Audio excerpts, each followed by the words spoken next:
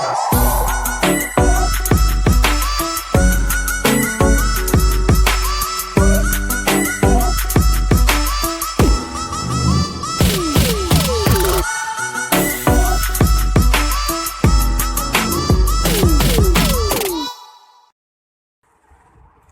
दोस्तों, IAS topper academy में आपका बहुत बहुत स्वागत है।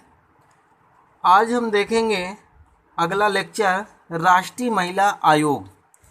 अभी हम मानव अधिकार आयोग के पिछले लेक्चर में पढ़ चुके हैं। अब देखेंगे राष्ट्रीय महिला आयोग। राष्ट्रीय महिला आयोग महिलाओं के लिए एक बनाया गया आयोग, यानी महिलाओं को सुरक्षा के लिए बनाया गया एक आयोग है। अगर इस निकाय की बात करें तो ये निकाय एक संवैधानिक निकाय है। कैसा निकाय है? संवैधानिक निकाय है। और गठन इसका किस अधिनियम के द्वारा इसका गठन किया गया है? तो राष्ट्रीय महिला आयोग अधिनियम 1990 के तहत इसका गठन किया जाता है। और धारा के किस धारा के अंतर्गत? तो धारा 3 के अंतर्गत इसका गठन किया जाएगा। स्थापना कब किया गया है? तो 31 जनवरी 1992 में इसका क्या किया गया है? स्थापना किया गया है। तो स्थापना आपको याद रखना है कि कब किया गया है? 31 जनवरी 1992 में इसको किया गया है। नोडल एजेंसी कौन होता है इसके? तो महिला एवं बाल विकास मंत्रालय होता है इसका नोडल एजेंसी। और कार्यकाल कितना होता है? 3 वर्ष का कार्यकाल होता है। इनका कार्यकाल कितने वर्ष का होता है? 3 वर्ष का। सेवा शर्तें का निर्धारण किसके द्वारा किया जाएगा? तो केंद्र सरकार के द्वारा ही सेवा शर्तों का क्या किया जाएगा? निर्धारण किया जाएगा, न कि राष्ट्रपति के द्वारा यहाँ नहीं किया जाता दोस्तों। यहाँ से केंद्र सरकार के द्वारा ही किए जाते हैं। रिपोर्ट भी अगर सौंपना होगा आयोग को तो किसको सौंपेगा? केंद्र सरकार को ही सौंपेगा। नियुक्ति भी कौन करेगा इनको? अध्यक्ष और सदस्यों को तो केंद्र सरकार ही करेगा। हटाने की प्रक्रिया यहाँ केंद्र सरकार के द्वारा ही हटाया जाएगा। इसके पहले देखेंगे हटाने की जो मानवाधिकार आयोग में था तो हटाने की प्रक्रिया राष्ट्रपति के प्रति था, लेकिन यहाँ राष्ट्रपति नहीं हटाएंगे, यहाँ केंद्र सरकार के द्वारा ही हटाया जाएगा। अध्यक्ष की बात करें तो प्रथम अध्यक्ष कौन थे? जयंती पटनायक। और वर्तमान में रेखा शर्मा। दोस्तों ये करंट का है, ये करंट आपको करंट पढ़ते रहना है क्योंकि ये बदलते रहते हैं, इसलिए करंट की जानकारी आपको खुद रखनी होगी। अब इनकी संरचना देखें, इसमें कितने से लोग शामिल होते हैं और वो कौन कौन से लोग होते हैं जो शामिल होते हैं। तो संरचना अगर निकाय की बात किया जाए तो बहुसदस्यीय निकाय है। बहुसदस्यीय का मतलब इसमें 1-2 सदस्य नहीं, बहुत सारे सदस्य अध्यक्ष को मिलाकर शामिल होते हैं, इसलिए इसको बहुसदस्यीय निकाय बोला जाता है। इसमें एक अध्यक्ष होता है, 5 सदस्य होते हैं और एक सचिव रैंक का सदस्य होता है। सचिव रैंक का क्या होना चाहिए? एक सदस्य होना चाहिए। अध्यक्ष का देखेंगे तो अध्यक्ष कैसा अध्यक्ष होना चाहिए? तो आयोग का अध्यक्ष महिलाओं के हित में समर्पित तथा प्रतिबद्ध व्यक्ति होना चाहिए, यानी कि वो महिलाओं के बारे में ही अच्छा पॉजिटिव विचार रखे, उनके हित में ही काम करे, वही इसका अध्यक्ष होगा। और कुछ ना कुछ इनके पास अनुभव भी होना चाहिए, कुछ कार्य किए हों, उन्हीं को नियुक्ति किया जाएगा। सदस्य में जो 5 सदस्य होते हैं तो इसमें एक एससी और एसटी के सदस्य शामिल होंगे, यानी एक अनुसूचित जाति, एक अनुसूचित जनजाति के सदस्य इसमें शामिल होना जरूरी है। जिसमें से विधि, प्रबंधन, आर्थिक विकास, स्वास्थ्य, शिक्षा, प्रशासन में अनुभव हो उनको। तो विधि, प्रबंधन, आर्थिक विकास, स्वास्थ्य, शिक्षा, प्रशासन में उनको अनुभव होना चाहिए। अनुभवहीन व्यक्तियों को इसमें नहीं नियुक्त किया जाएगा। जो अनुभवहीन होंगे उनको इसमें नहीं नियुक्त किया जाएगा। अब जो सदस्य एक सदस्य सचिव रैंक का हो तो उसको क्या होना है? मतलब प्रबंधन, सामाजिक आंदोलन और संस्थापक संरचना में जैसे केंद्र सरकार के अंतर्गत लोक सेवा कार्यरत कोई अधिकारी जिसे पर्याप्त अनुभव हो, तो वही जो सचिव रैंक का अधिकारी सदस्य शामिल होगा वही इसका सदस्य हो सकेगा। अब क्या आवश्यकता पड़ी कि राष्ट्रीय महिला आयोग का गठन करने के लिए? तो आवश्यकता यानी उद्देश्य, और इसकी उद्देश्य क्या है कि राष्ट्रीय महिला आयोग को गठन करने के बाद क्या किया जाएगा? तो सबसे पहले उद्देश्य देख लेते हैं। तो महिलाओं के लिए संवैधानिक और कानूनी सुरक्षा की समीक्षा करना। जो महिला हैं उनके लिए एक संवैधानिक और कानूनी सुरक्षा जो भी है उसकी क्या करना, समीक्षा। समीक्षा का मतलब होता है दोस्तों जांच करना। क्या होता है, जांच करना। वैधानिक उपचार संबंधी उपायों पर सुझाव देना। जो वैधानिक संबंधी उपाय है तो उसको महिलाओं को सुझाव देना, उनको समझाना, उनको बताना, इसका ये उद्देश्य है। फिर शिकायतों के निपटान को प्रोत्साहित करना, यानी जो महिलाओं की शिकायत रहती है उनको जल्द से जल्द निपटारा करने की कोशिश करना, इसका उद्देश्य है। और ताकि महिलाओं पर ज़्यादा अत्याचार या प्रताड़ित ना किया जाए। फिर महिलाओं को प्रभावित करने वाले सभी नीतिगत मामलों पर केंद्र सरकार को क्या करना, सुझाव देना। अगर कुछ ऐसे नीति है जो आप बना सकते हैं जो महिलाओं को प्रभावित करने वाला है, उन पे अच्छा संदेश देने वाला है, तो आप से केंद्र सरकार को या सरकार को सुझाव दे सकते हैं ऐसा करने के लिए। फिर आयोग की शक्तियां क्या हैं, शक्तियां देख लेंगे। तो यह आयोग सिविल न्यायालय की शक्तियां धारण करता है। किस न्यायालय का, सिविल न्यायालय को इसको शक्तियां प्राप्त हो। यह महिलाओं की संबंधित जांच कर सकता है। ये महिलाओं से संबंधित जो भी जांच होगा उसकी ये क्या करेगा, जांच करेगा। फिर विभागों से रिपोर्ट मांग सकता है। जो महिला आयोग और अन्य ऐसे विभाग हैं जो महिलाओं से संबंधित हैं उनसे रिपोर्ट ये मांगेगा। तथा किसी भी व्यक्ति या अधिकारी के प्रति समन भी जारी कर सकता है। चाहे कोई भी व्यक्ति हो या कोई भी अधिकारी हो, उनके प्रति ये क्या कर सकता है, आयोग समन जारी कर सकता है। अब इसके बाद देखेंगे कार्यकाल। इनका कार्यकाल कैसे, कितने वर्ष का कार्यकाल होता है और क्या क्या इसमें।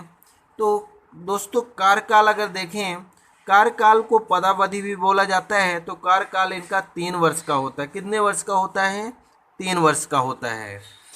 अब दूसरा देखेंगे तो हटाने की विधि। तो केंद्र सरकार आयोग के अध्यक्षों और सदस्यों को हटा सकती है। उसको हम पहले ही देख लिए हैं कि केंद्र सरकार इनको हटा सकती है, लेकिन ऐसे थोड़ी हटा सकती है कि केंद्र सरकार चाहिए आज के हटा देना है और हटा दी, ऐसा नहीं हो सकता है। इसके लिए जांच होगी, जांच के बाद ही हटाया जा सकता है। अब उसमें क्या क्या कारण होगा तो हटाया जा सकता है। तो दिवालिया घोषित हो, अगर उसको दिवालिया घोषित किया गया हो न्यायालय के द्वारा तब हटाया जा सकता है। अपराध के लिए दोष सिद्ध या सजा प्राप्त हो, कोई ऐसा अपराध किया हो जिसे उसे दोष सिद्ध किया गया हो या सजा मिला हो। मानसिक रूप से अस्वस्थ हो, यानी मानसिक यानी उसका दिमाग काम ना कर रहा हो। जिस व्यक्ति का दिमाग काम नहीं करेगा तो कार्य कैसे करेगा, इस स्थिति में भी हटाया जा सकता है। कर्तव्यों के निर्वहन में अक्षम हो, यानी कर्तव्य को अच्छे तरीके से निर्वहन ना कर पा रहा हो। पद का दुरुपयोग कर रहा हो, यानी ऐसा अध्यक्ष और सदस्य जो पद पाने के बाद उसका दुरुपयोग करते हो, उनको भी केंद्र सरकार के द्वारा किया जाएगा, हटा दिया जाएगा। आयोग को सूचित किए बिना लगातार 3 बैठकों में अनुपस्थित हो, यानी बिना आयोग को बताए हुए लगातार 3 बैठकों में क्या हो, अनुपस्थिति हो, तो भी उसको क्या किया जा सकता है, हटाया जा सकता है। फिर आयोग के किसी सदस्य या अध्यक्ष को तार्किक सुनवाई के बाद पद मुक्त किया जाएगा। ठीक है ना, ऐसे तार्किक सुनवाई के बाद भी पद से क्या किया जाएगा, हटा दिया जाएगा। अब इसके बाद राष्ट्रीय महिला आयोग की शाखाएं, कितने शाखाओं में बटा है दोस्तों, ये कई बार क्वेश्चन में पूछा जा चुका है कि कितने शाखाओं में बटा है। तो देखेंगे, पहला है वैधानिक शाखा, दूसरा है लोक संबंध शाखा, तीसरा है उत्तर भारत शाखा, चौथा है अनिवासी भारतीय शाखा और 5वां है शिकायत एवं जांच शाखा। तो राष्ट्रीय महिला आयोग की 5 शाखाओं में विभाजित किया गया है कि तो ये हमें डाटा याद करे रहना। कभी कभी नाम पूछ लेता है दोस्तों कि कौन से शाखा है कौन से नहीं, तो इसलिए इसे हमें पढ़ना होगा। अब आयोग के कार्य, सुरक्षा, इसका कार्य क्या है, तो सुरक्षा उपायों का वार्षिक रिपोर्ट अनुकूल समय में भेजना, केंद्र सरकार को भेजना है। फिर महिलाओं से जुड़े संविधान के उपबंधों एवं कानून उल्लंघन के मामलों को हाथ में लेना, महिलाओं के सामाजिक आर्थिक विकास के नियोजन प्रक्रिया में परामर्श देना, संघ एवं राज्य के अधीन महिलाओं के विकास का मूल्यांकन करना, महिलाओं से जुड़े किसी भी मामलों पर केंद्र सरकार को समय समय पर रिपोर्ट भेजना। जो भी महिलाओं से संबंधित होगा उसे केंद्र सरकार को समय समय पर क्या करना होगा, रिपोर्ट आपको सौंपनी होगी। अब आज तक देखेंगे राष्ट्रीय महिला आयोग के अध्यक्ष कौन कौन थे। तो पहले जयंती पटनायक थी, फिर डॉक्टर वी मोहिनी गिरी थी, फिर विभा पार्थ सारथी थी, फिर डॉक्टर पूर्णिमा आडवाणी थी, फिर डॉक्टर गिरिजा व्यास थी। ये डॉक्टर गिरिजा व्यास लगातार 2 बार रह चुकी हैं। फिर ममता शर्मा थी, फिर ललिता कुमार मंगलम और वर्तमान में रेखा शर्मा हैं। दोस्तों इसको देखना है कि ये 2018 से थी, तो अब शायद इनके स्थान पर दूसरा कोई हो चुका होगा, तो हमें ये करंट देखना है। अब इसके बाद हम देख लेंगे मध्य प्रदेश राज्य महिला आयोग। अभी हम राष्ट्रीय देख रहे थे, अब मध्य प्रदेश से राज्य महिला आयोग देखेंगे। तो निकाय की बात करेंगे तो संवैधानिक ही निकाय होगा और राज्य महिला आयोग अधिनियम 1995 के तहत इसकी स्थापना किया जाएगा। किसके तहत? 1995 अधिनियम। स्थापना कब किया गया है? तो 23 मार्च 1998 में किया गया है। कार्यकाल 3 या 65 वर्ष, जो भी पहले पूरा हो वही कार्यकाल होगा इनका। 3 वर्ष पहले पूरा हो या 65 वर्ष। नियुक्ति की बात करें तो राज्य सरकार, त्यागपत्र किसको देगा? ये राज्य सरकार को देगा। हटाने की प्रक्रिया क्या होगी? राज्य सरकार के द्वारा हटाया जाएगा। अब अध्यक्ष की बात करते हैं तो प्रथम अध्यक्ष थे कृष्णकांत तोमर और वर्तमान में शोभा ओझा हैं। तो मध्य प्रदेश के पहले थे कृष्णकांत तोमर और वर्तमान में शोभा ओझा हैं। इसके बाद देखेंगे यह आयोग महिलाओं के शिक्षक, शुभचिंतक व परमदर्शिता के रूप में कार्य करता है।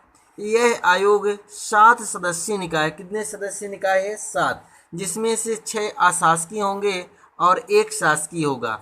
नियुक्त राज्य सरकार के द्वारा किया जाएगा और उसको कम से कम एक जाने अनुभव हो सामाजिक कार्यकर्ता के रूप में, शिक्षा में, चिकित्सा और विधि के रूप में उसे कम से कम एक जाने या अनुभव होना चाहिए। दर्जा कैसे मिलेगा अध्यक्ष और सदस्य को? तो कम से कम अध्यक्ष कैबिनेट मंत्री के दर्जा के रैंक के बराबर हो और सदस्य राज्य मंत्री। फिर आयोग को सतर्क जांचकर्ता, परीक्षणकर्ता, प्रेक्षक की शक्तियां प्राप्त हैं। और देखेंगे दोस्तों इसमें कुछ परिवर्तन किए गए हैं। वो परिवर्तन क्या हैं? तो तत्कालीन कमलनाथ सरकार के समय इस पद पर श्रीमती शोभा ओझा पदासीन थी, लेकिन शिवराज सरकार बनते ही विभिन्न आयोगों की नियुक्तियों को असंवैधानिक बताया और वर्तमान मामला उच्च न्यायालय में विचाराधीन है। तो इसके पहले देखेंगे कमलनाथ की सरकार आई थी 2018 में, जो इसको लाया गया था, लेकिन बाद में 1-1.5 साल बाद जब शिवराज सिंह की सरकार आई यानी बीजेपी की सरकार आई तो इसको निरस्त करके और जो ये मामला वर्तमान में कहाँ है? उच्च न्यायालय में विचाराधीन है। ये पूरा महिला आयोग हमारा यहाँ से समाप्त होता है। दोस्तों आई होप कि ये हमारा वीडियो आपको पसंद आया होगा और आपसे निवेदन है कि आप हमारे वीडियो तो देखते हैं लेकिन आपने दोस्तों तक शेयर नहीं करते हैं और लाइक न तो कमेंट करते हैं कि आपको हमारा वीडियो कैसा लगा। तो और दोस्तों आपसे निवेदन है कि हमारे इस वीडियो को लाइक, सब्सक्राइब और अपने दोस्तों तक पहुंचाएं और हमें बताएं कि हमारा वीडियो कैसा लगा। कमेंट के माध्यम से आप हमें बताएं।